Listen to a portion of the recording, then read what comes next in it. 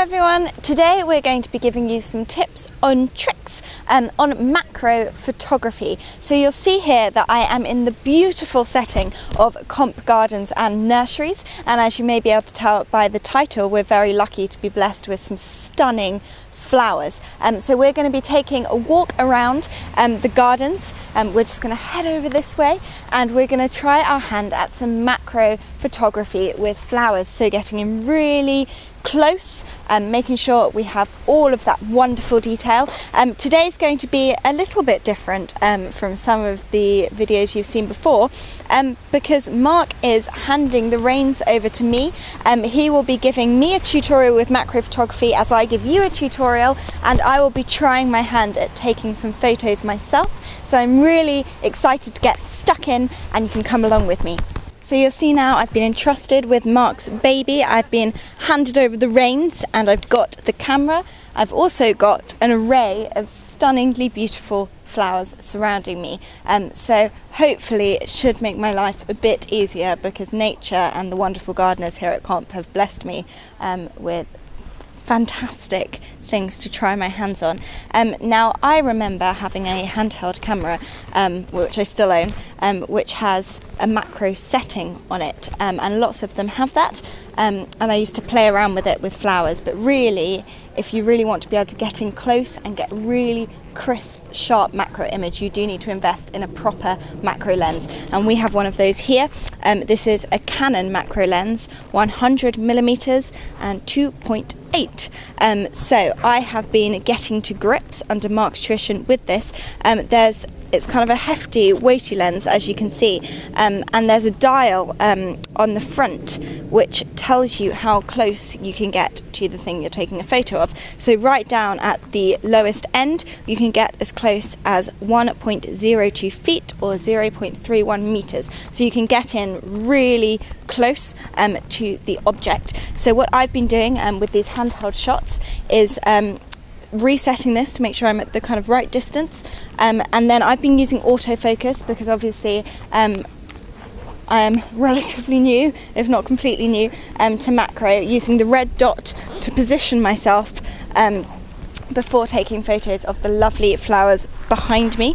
So the thing is about macro is the closer in you get, the shallower the depth of field becomes, so you get the really in focus, super in focus object, in this case a flower, and then it gets very blurred out around it, and the closer in you get, the shallower that depth of field will become, and that's definitely something that I've been able to see in the camera. So you'll see that we've moved to a slightly different location. We found these beautiful pink flowers, but that's not the only reason we've moved.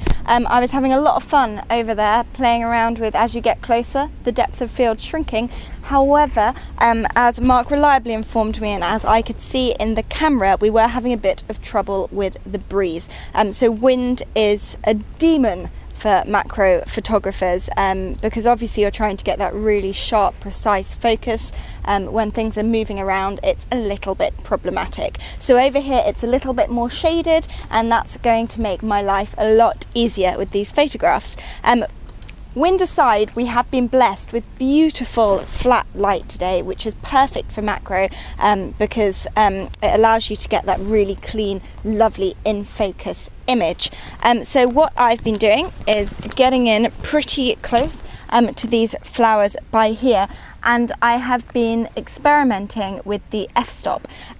So I had it at f-stop 2.8 to start off with, and then played around between there and 5. Now you don't want to go much higher than that, because you start to get some more kind of shake. It's very hard to get it in focus, but I've been experimenting with different f-stops to see what will look best in terms of the depth of field around the flower, getting it nice, crisp and in focus, but not getting it too shaky. Now a lot of macro photographers, for this very reason, will use a tripod when taking their photos, because it allows it just to stabilize, but we're having a go at some handheld ones to start with, less equipment for me particularly, as I'm getting used to it.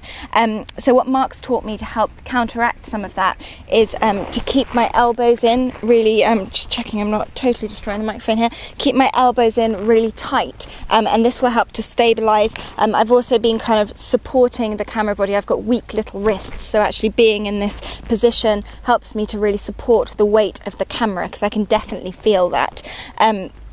So what I've been doing is using my red spot to focus, and I've got some lovely bees by here, and changing the ISO, so I'm on 2.8 now.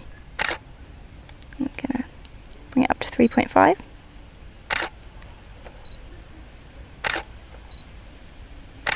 I've been blessed with a few lovely bees, so hopefully some of those with the different f-stops that I've been using will come out and won't be too blurred.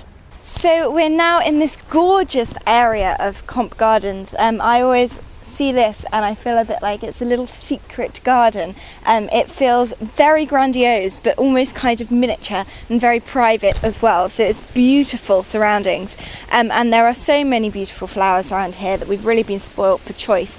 We've also still got this gorgeous soft even light which spreads an even light across the subject, and obviously when you are taking something as close in as macro, that's really good to make sure there aren't any highlights that jar. It's just soft and even on the flower in this case that we're taking a photo of. So we've been looking around, and one of the things you really have to be aware of is it's not just enough to find a beautiful flower.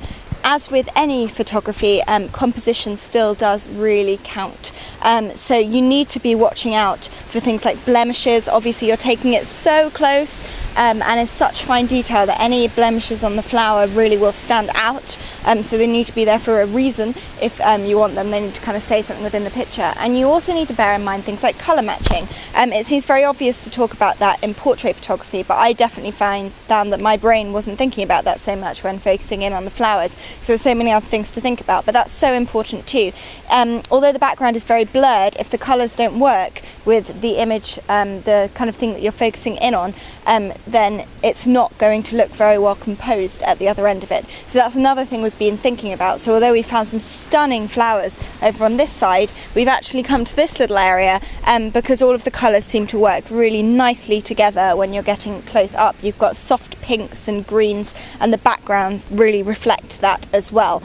This flower is very interesting. We're going to try and look up the names. I am no horticultural expert, so I am shamefully rubbish at knowing official names for things, but it's got this gorgeous kind of almost like a I guess like a big cat kind of print on the inside. It really looks like fur, so it's really beautiful, and I think there's going to be some really nice contrasts in this image when we're up close. We did set up the tripod, which just to the left of me.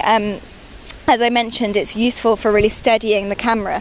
However, as we are blessed with such even light, and also because we're in such a compact, confined space by here, we're still trying it handheld for the time being, because it's just going to be a bit easier to manoeuvre.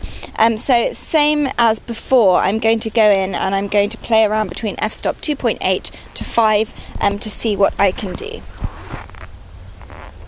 So I'm just pressing again, you can hear it click, that red button, and I'm just going to play around with this actually to make sure I'm at the right distance from it. Let's see. So this is at f-stop 5 at the moment, and when we do get a bit of breeze I can see that it is blurring a little bit, so I am just going to change that now. Change it out. I'm really blind, so I'm having to have a look here. Take that down to there. Oh, I love that moment where it clicks into focus. It's so exciting when everything's blurred and you press this down and suddenly it's like, oh, it's a flower. Here we go. So this one that I'm taking at the moment is at 2.8, and I'm trying to consider all those things I was saying, like composition. And what I'm finding at the moment is that this by here is really lovely and out of focus. This one in the middle that I'm focusing on feels relatively clean, but this one on this side is kind of somewhere in between the two, and actually that's jarring a bit because it doesn't look very well balanced. So I'm going to just play around with the f-stop again and see if I can do a bit better on that. Maybe 2.8 was not quite the right choice. So let's have a look once again. It's super blind.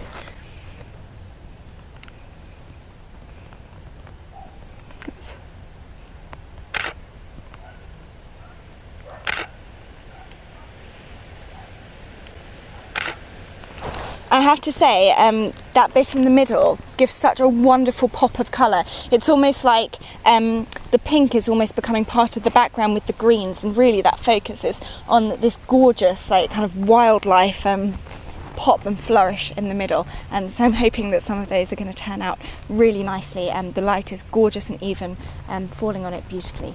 So as you might be able to tell, it has started to rain. So Mark's camera is now safely back in his own hands and out of mine, which may be a relief to some of you. A point on water whilst rain is happening is that obviously a time to capture flowers and nature is most beautiful is early in the morning with the dew. You get that lovely glisten. If you are not shooting at that time in the morning, you can use like a little spray bottle of water to try and recreate that effect a bit more artificially, and that's something we played around with, although didn't settle on it in the end because we couldn't get it to look perfect. But do have a go at that as well if you are interested in that kind of dewy look, but you're not out early in the morning. I hope you've enjoyed this little introduction to macro. It's something that we are looking at doing more of, so do let me know what you thought. It's been really interesting for me particularly to be behind the camera under Mark's tuition and kind of exploring some of the different things you can do. I mean, we have been so lucky with the even light today, and that's been really helpful. If it had been brighter light, we may have had to hold a reflector over to create a bit more shade to get that even light on the flowers.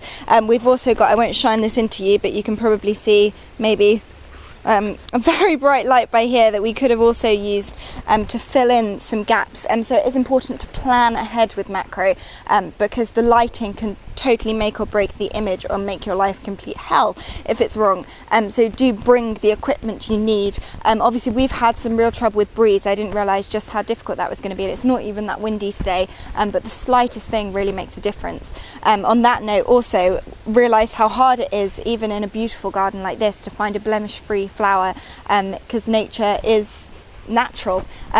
So there are some frustrations with macro. It's really time consuming, but it's actually really fun, and both Mark and I have realised, we were saying, gosh, flowers are just so beautiful, which obviously we know, but you see them up close and it's really amazing. So yes, we want to play with the macro lens. It's like a new little baby. I feel like it's partially my baby now I've used it as well. So do leave me a comment and let me know if there's anything you'd like us to try out with the lens. We've got some ideas in the bag too for what we might film next. If you are a macro photographer, or if you're interested in getting into it, we'd love some tips as well, because Mark knows a lot more than I do, obviously, but you're always learning with a new lens, you're always learning with photography or with anything, so it's great to hear from you too. Let me know what you think. I love reading your comments, and subscribe for new videos every week. Thanks for watching. Bye!